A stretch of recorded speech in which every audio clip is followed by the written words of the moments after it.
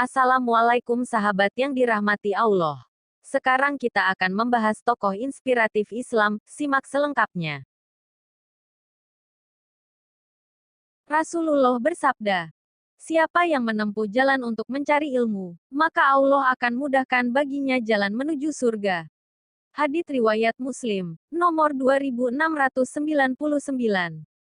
Nama aslinya sama dengan nama Imam Asy-Syafi'i, yaitu Muhammad bin Idris bin Al-Munzir bin Daud bin Mihran Al-Hanzali Al-Ghatfani. Nama itulah yang dikenal ketika beliau masih kecil. Ketika sudah menjadi ulama, beliau lebih dikenal dengan sebutan Abu Hatim Ar-Razi. Beliau lahir di Rai, 195 Hijriah, wafat di Rai, 277 Hijriah, keturunan Tamim bin Hanzalah bin Yarbu. Ia dikenal dengan Al-Hanzali karena ia tinggal di Jalan Raya Hanzalah, di kota Rai. Abu Hatim Ar-Razi adalah ulama yang gigih mencari ilmu. Menakjubkannya, beliau melakukan perjalanan sangat jauh dengan berjalan kaki. Jerih payahnya untuk menuntut ilmu sulit ditandingi. Beliau memulai mengembara mencari ilmu sejak umur 7 tahun. Perjalanan tersebut ditempuhnya dengan berjalan kaki, padahal jaraknya sangat jauh. Beliau berkata, aku menghitung jarak yang aku tempuh dengan kedua kakiku lebih dari 1000 farsak. 1 farsak sama dengan 3 mil, sedangkan 1 mil kira-kira 1,6 kilometer.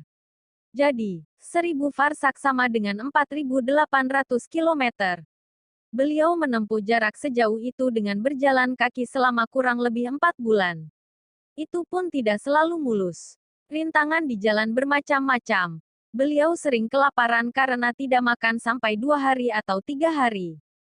Setelah itu, beliau tidak lagi menghitung jarak yang ditempuhnya. Beliau terus melakukan perjalanan untuk mendatangi para ulama. Di antaranya ke Bahrain, Mesir, Ramlah, Damaskus, Antaki, Tarasus, dan seterusnya.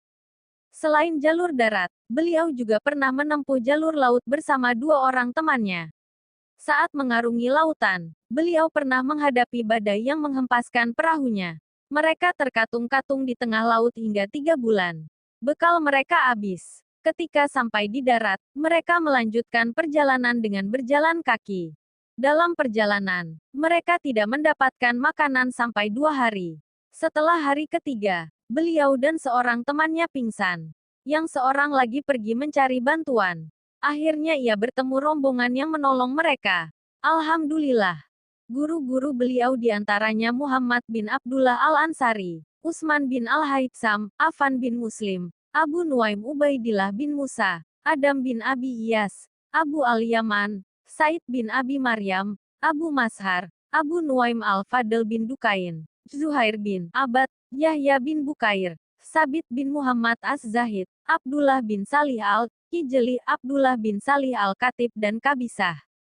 Sedangkan murid-murid-muridnya diantaranya Abu Daud, An-Nasai, anaknya, Ibnu Abi Hatim, Abadah bin Sulaiman Al-Marwazi, Ar-Rabi bin Sulaiman Al-Muradi, Yunus bin Abdul A'la, Muhammad bin Auf At-Tapetik terbaliki, Abu Zurah Ar-Razi, Muhammad bin Harun, Abu Awanah Al-Isfaraini, Ibnu Abi Ad-Dunya, Abu Zurah Ad-Dimaski, Abu Amru bin Hakim, Musa bin Ishaq Al-Ansari, Abul Hasan Al-Katan dan Abu Bishr Ad-Dulabi. Dengan kesungguhannya beliau berhasil mencapai derajat yang tinggi dalam hal ilmu. Dalam usia 14 tahun, beliau sudah mengumpulkan dan menulis hadis-hadis yang didapatkannya. Beliau menjadi seorang imam, ulama, hadis dan tokoh Islam yang terkenal. Kunci belayar dalam menuntut ilmu menurut beliau adalah mendengar, menulis dan menghafalkannya.